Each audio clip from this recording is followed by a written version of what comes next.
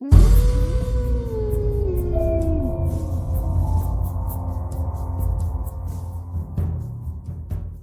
कहानी की लेखिका है विनीता मोहता। रजत, कहाँ हो तुम?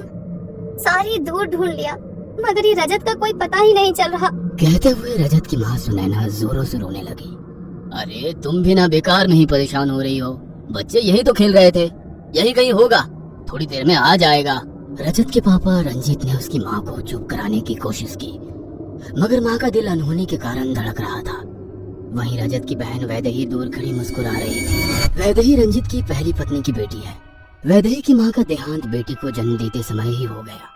सभी लोग वैदेही को ही अपशगुनी समझते थे, इसलिए घर में कोई भी उससे प्यार नहीं करता था। सौतेली माँ का घर में दबदबा था, इसलिए दादी भी वैदेही को अपने करीब नहीं आने देती। सुनैना घर के सारे काम वैदेही से ही करवाती, यहाँ तक कि उसे स्कूल भी नहीं जाने देती। वैदेही के पापा वीकडेज में अक्सर शहर से बाहर रहते थे, वीकेंड में ही अपने गांव आते थे। तब 2 दिन सुनैना वैदेही के साथ थोड़ा अच्छा व्यवहार करती थी। कितनी बार कहा है तुझसे, जब रजत खाना खा रहा हो उसके सामने मत आया कर। पता नहीं कैसी बुरी नजर है, अपनी माँ को तो खा गई, मेरे बेटे को भी नजर लगाएगी। माँ, मुझे भी भूख लग रही है, मुझे भी खाना दे दो ना। तो यहाँ क्या खड़ी है, किचन में जाकर ले ले। और हाँ, पनीर की सब्जी और खीर को हाथ भी मत लगाना। तेरे लिए कल की बासी कड़ी और रोटी रखी है, फ्रिज में से जाकर ले लेना। माँ, मुझे भी थोड़ी सी खीर दे दो ना प्लीज। वैदेही के बोलने से उसकी माँ गुस्सा हो गई और उसका हाथ पकड़कर किचन में ले गई। खीर खानी है ना तुझे? आ, तुझे खीर खिलाती हूँ। कहते हुए उसने गरम गरम खीर के तपेले में उसका हाथ डाल दिया। कैसा लगा खीर का स्वाद? आज के बाद और पकवान मांगना, तुझे सारे पकवान का स्वाद ऐसे ही चखाऊंगी। गर्म खीर में हाथ डाल देने के कारण वैदेही के हाथों में छाले आ गए। दर्द के कारण वैदेही सारी रात सो नहीं पाई। सारे घर में रजत ही था जो उससे थोड़ा बहुत प्यार करता था। उसने अपनी माँ का गुस्सा देखा था, इसलिए सबके सामने अपनी बहन के पास जाने से डरता था। शाम को जब सुनैना किसी काम में व्यस्त थी, तब रजत चुपचाप एक कटोरी खीर लेकर अपनी बहन के कमरे में पहुंचा। दीदी, क्या कर रही हो? बहुत दर्द हो रहा है ना? तू यहाँ क्या कर रहा है? चुपचाप चले जा यहाँ से, वरना हमसे बुरा कोई नहीं होगा। वैसे ही हम बहुत तकलीफ में हैं और तुम हमारे जले पर नमक छिड़क रहे हो। नहीं दीदी, मैं आपको परेशान करने नहीं आया, बल्कि आपके लिए खीर लेकर आया हूँ। आपको बहुत पसंद है ना? नहीं चाहिए मुझे कुछ भी, तू भी यहाँ से चले जा। तू मेरा भाई नहीं है, तू तो मम्मी का बेटा है, मेरी सौतेली माँ का बेटा। सब लोग सच ही कहते हैं, सौतेली माँ कभी माँ नहीं बन सकती। आज तक उन्होंने कभी भी तुझे हाथ तक नहीं लगाया और मुझे छोटी छोटी गलतियों पर मारती है, और आज उन्होंने मेरा पूरा हाथ ही जला दिया। रजत के मनाने के बावजूद वैदेही नहीं मानी। रजत उसके कमरे से बाहर आ गया। कुछ दिनों के बाद जब रंजीत वीकेंड पर घर आया, तो वैदेही का हाथ देखकर सवाल करने लगा। तब वैदेही कुछ बोलती, उसके पहले ही सुनैना बोल पड़ी। अरे बस कुछ नहीं, आपकी लाडली को थोड़ा भी सब्र नहीं रहता। उसकी पसंदीदा खीर बनी थी, उसने गरम गरम ही खीर खाने की चेष्टा करी, जो उसके हाथों पर गिर गई। डॉक्टर को दिखाया है, कुछ दिनों में ठीक हो जाएगा। रंजीत ने उसे प्यार से सहलाया और फिर कहा, आज शाम को हम सब मेले में चलेंगे। आज शिवरात्रि का मेला लगा होगा। शाम को सभी लोग मंदिर के दर्शन करने के बाद मेले में गए। मेले में कई साधु आए थे। उसी में से एक अघोरी साधु ने वैदेही को इशारे से अपने करीब बुलाया। वैदेही ना जाने कैसे सम्मोहन से वहीं खड़ी रह गई। रजत, रंजीत और सुनैना आगे निकल गए। यहाँ बच्चा, तेरी किस्मत पर शनि का भारी प्रकोप चल रहा है। कोई तुझे अपना नहीं समझता, तुझे अपनी जगह खुद बनानी होगी। साधु की बात सुनकर एक बार को तो वैदेही को यकीन नहीं हुआ कि साधु उसी से बात कर रहा है, मगर फिर साधु ने इशारे से उसे अपने पास बुलाया। तेरी सारी दुख तकलीफों को दूर करने का एक रास्ता है मेरे पास। रास्ता? कैसा रास्ता बाबा? तेरे रास्ते के संकट को मिटाना होगा। बुरी आत्मा का साया है, उसे एक बलि चढ़ा दे, तेरे सारे संकट दूर हो जाएंगे। बलि? किसकी बलि? और किसकी? तेरे रास्ते के कंकट की। तेरे भाई के कारण ही कोई तुझे प्यार नहीं करता ना, उसे अपने रास्ते से हटा दे। आने वाली पूनम को उसकी बलि चढ़ा देना, तेरे अच्छे दिन शुरू हो जाएंगे। भाई की नहीं, वो तो मुझसे बहुत प्यार करता है, एक वो ही तो मुझे चाहता है। सब आत्मा का दिखावा है। आत्मा नहीं चाहती कि तू उसकी बलि चढ़ाए, और तेरे अच्छे दिन शुरू हो। एक बार मेरी बात मान ले, फिर देखना क्या होता है। अमावस्या से लेकर पूर्णिमा तक वैदेही के मन में उथल पुथल मची हुई थी कि वह क्या करे। हर दिन अघोरी कैसे ना कैसे अपने भाई की बलि देने के लिए उकसा रहा था। आखिरकार वैदेही ने अपने भाई की बलि देने का मन बना ही लिया। रजत, कहाँ हो तुम? इधर आओ, देखो मुझे क्या मिला है। क्या है दीदी, मुझे भी दिखाओ। देख, शंख। वाह, ये कहाँ से मिला आपको? मुझे भी चाहिए। नदी के किनारे बहुत सारे हैं, चल मेरे साथ, हम लोग ढूंढ कर लेकर आएंगे, फिर वहीं पर थोड़ी देर लुका छुपी खेलेंगे। वाह, लुका छिपी, मजा आएगा।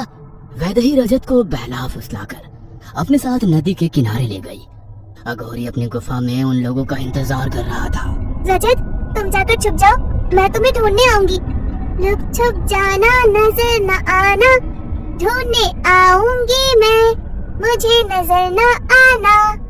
रजत वैदेही के कहने पर छुपने की जगह ढूंढने लगा। नदी के किनारे उसे कोई जगह नजर नहीं आई। सामने अघोरी की गुफा में वो घुस गया। अघोरी उसी का इंतजार कर रहा था। पीछे पीछे वैदेही भी गुफा में चली गई। अघोरी इन दोनों का ही इंतजार कर रहा था। वैदेही का इशारा पाकर अघोरी ने रजत की बलि चढ़ा दी। वैदेही अकेले घर आ गई। घर वाले रजत को ढूंढ रहे थे। रजत, कहाँ हो तुम? सारी दूर ढूंढ लिया, मगर ये रजत का कोई पता ही नहीं चल रहा। कहते हुए रजत की माँ सुनैना जोरों से रोने लगी। अरे तुम भी ना बेकार में ही परेशान हो रही हो। बच्चे यही तो खेल रहे थे, यही कहीं होगा, थोड़ी देर में आ जाएगा। रजत के पापा रंजीत ने उसकी माँ को चुप कराने की कोशिश की, मगर माँ का दिल अनहोनी के कारण धड़क रहा था। वहीं रजत की बहन वैदेही दूर खड़ी मुस्कुरा रही थी। देर रात तक जब रजत घर नहीं आया तब सब उसे ढूंढ रहे थे, मगर वैदेही काट के सामने खड़े होकर मुस्कुरा रही थी। लुक छुप जाना, नजर न आना, ढूंढने आऊंगी मैं, मुझे नजर न आना। रजत, कहाँ हो तुम? देखो मैं दाम दे रही हूँ, अब मेरा अच्छा समय शुरू होने वाला है। सब कोई तुमको ही प्यार करते थे, मेरी ओर कोई ध्यान ही नहीं देता था, मगर अब और नहीं, सब मुझे भी प्यार करेंगे। तुम जाकर छुप जाओ, किसी को नजर मत आना, समझे रजत? कहते हुए वैदेही बाथरूम में जोर जोर से हंस रही थी। तभी उसे लगा कि बाथरूम में कोई है। वह उसकी ओर देख पाती कि अचानक घर की लाइट चली गई। एक और सब रजत के नाम मिलने से परेशान थे, वहीं दूसरी ओर घर में अंधेरा था। तभी वैदेही को रजत की आवाज सुनाई दी। दीदी, मैं छुप गया, ढूंढो मुझे। अरे आप तो चीटिंग करती हो, आपने मुझे ढूंढ लिया, अब आपकी बारी, आप छुपो। लुक छुप जाना, नजर न आना, ढूंढने आऊंगा मैं, मुझे नजर न आना। रजत की आवाज सुनकर वैदेही अंधेरे में इधर उधर देखने लगती है, मगर उसे कोई नजर नहीं आता। अचानक रजत जोरों से हंसने लगता है और घर की लाइट आ जाती है। वैदेही घबराकर अपनी दादी के पास जाती है और उनकी गोद में सिर रखकर बोलती है, दादी, रजत, दादी वो रजत। हाँ मेरी बच्ची, तेरी परेशानी समझ सकती हूँ, अपने भाई के लिए परेशान है, मगर ना जाने कहाँ चले गया। शाम से उसे ढूंढ रहे हैं मगर वो नजर ही नहीं आ रहा। वैदेही ने कुछ कहने के लिए गर्दन ऊपर की तो उसे दादी के पीछे रजत नजर आई। रजत अपनी आंखें बंद करके बोल रहा था, लुक छुप जाना, नजर न आना, ढूंढने आऊंगा मैं, मुझे नजर न आना। रजत को देखकर वैदेही चीख कर वहाँ से हट गई। रजत अभी भी वैदेही के पीछे पीछे चल रहा था। दादी, रजत कहीं नहीं गया, वो यही है, देखो वो आपके पीछे खड़ा है। उसके कहने पर दादी ने पीछे देखा तो वहाँ कोई नहीं था। अरे यहाँ तो कोई नहीं है, तुझे रजत कहाँ से नजर आ रहा है? दी, मैं तो छिप गया हूँ, कोई मुझे नहीं देख पाएगा। आपने ही तो मुझे छुपाया था ना, इतनी जल्दी भूल गई? नहीं रजत, तुम वापस नहीं आ सकते, तुम्हें जाना होगा, चले जाओ यहाँ से चले जाओ, मेरे सामने से जाओ। कहाँ है रजत, कहाँ भेज रही है उसे? ये लड़की भी ना आधी पागल है, लगता है तुझे रजत के गुम होने का सदमा लग गया है। परेशान मत हो मेरी बच्ची, रजत मिल जाएगा।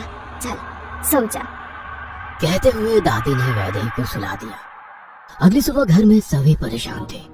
सारी रात ढूंढने के बावजूद भी रजत का कोई पता नहीं चला था। वैदेही, रजत तो तुम्हारे साथ खेलने के लिए बोल रहा था। बताओ रजत कहाँ है? तुम्हारे साथ ही तो था। वैदेही के पास कोई जवाब नहीं था।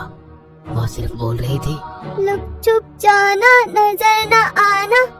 वैदेही, क्या बकवास कर रही हो? साफ साफ बताओ रजत है कहाँ? चुप कर सुनैना।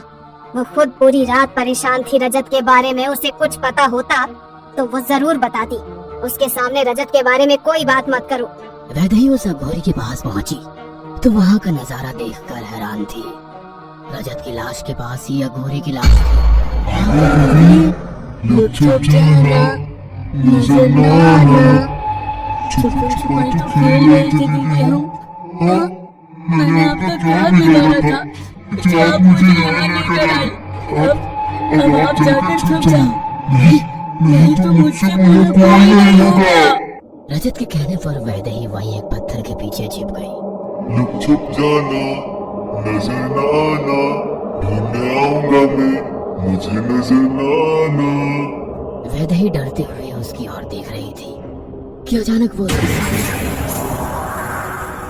गई। देखो ढूंढ लिया। अब उनके ऊपर क्या मार गया?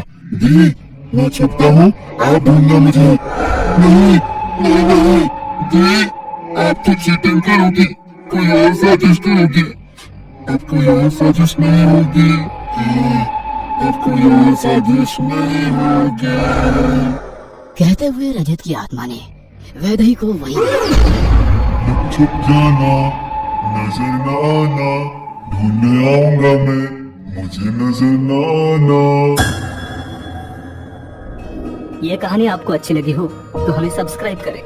हमारा इंस्टाग्राम और फेसबुक पेज जरूर फॉलो करें। और हाँ दोस्तों, सब्सक्राइब करना भूलना मत।